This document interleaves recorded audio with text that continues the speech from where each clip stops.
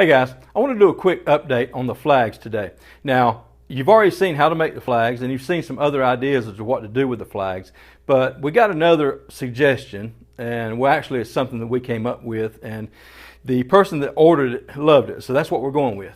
She lost her dad to Alzheimer's and she lost her mom to cancer, and she wanted to do some type of flag in honor or in memory of them. So we thought about the pink line and purple line together, and I didn't think that would look good. So I drew out the two ribbons, the awareness ribbons, and I put them in the union, and I painted one pink and one purple. Actually, my rough draft was drawn with a pencil on a piece of paper, and I colored it in with my kids' crayons. I sent her a picture of it. She loved it. So I've already finished one. If you're on my Twitter, you've seen the one that I worked on, and I actually got it finished. But I'm working on another one. I'll kind of walk you through the process, and it's just an idea. You may like it, may not, but I want to show it to you just in case, and let you check it out, let you decide for yourself. Here is my pattern. Here's what I came up with. This is not my first drawing. This is my final drawing. Basically, I found the ribbons online. I printed them out, got them to the size I wanted on my computer, and just put two of them together. And that's free-handed there. I laid one over the top of the other, but I decided to make them overlapping here and here to show that they're intertwined. That would be the father and the mother. Basically, I got the right size paper for the union and centered these up in that paper where I wanted it. Once I had it right, I took this over to my flag, and this is the small size that I've been making. It's 13 by 24.5. I laid this thing on here, and I put some carbon paper under it, and I just clamped it, or actually pinned it, and drew them out. And then when I got done, you could see it. Now you can probably see the marks on the outside here.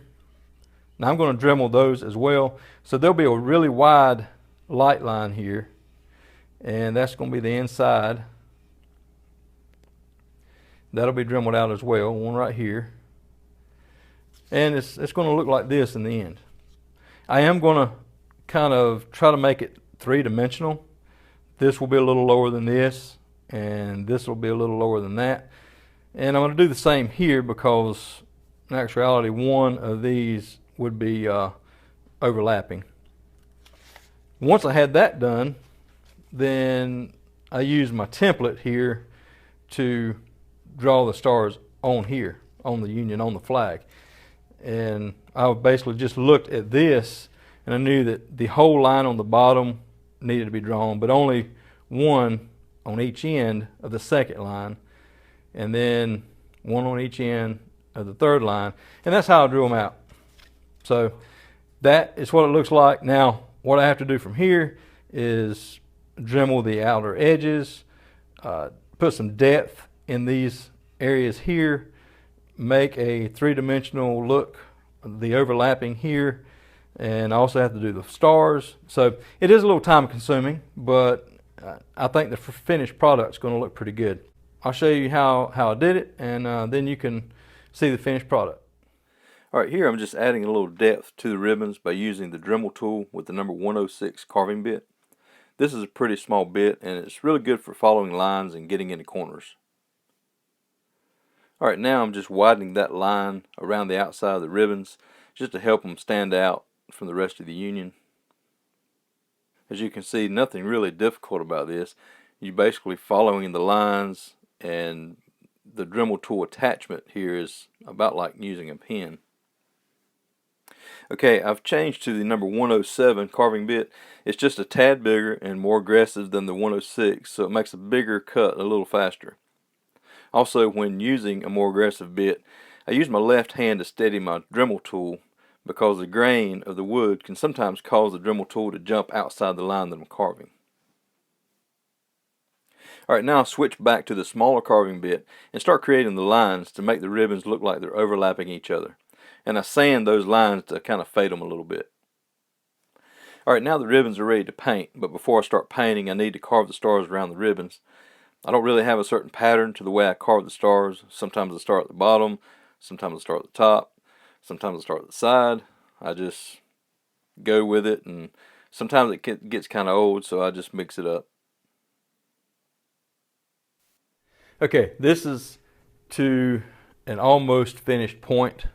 I need to dress up these stars a little bit, but again, the stars do not have to be perfect. That's part of the rustic aspect.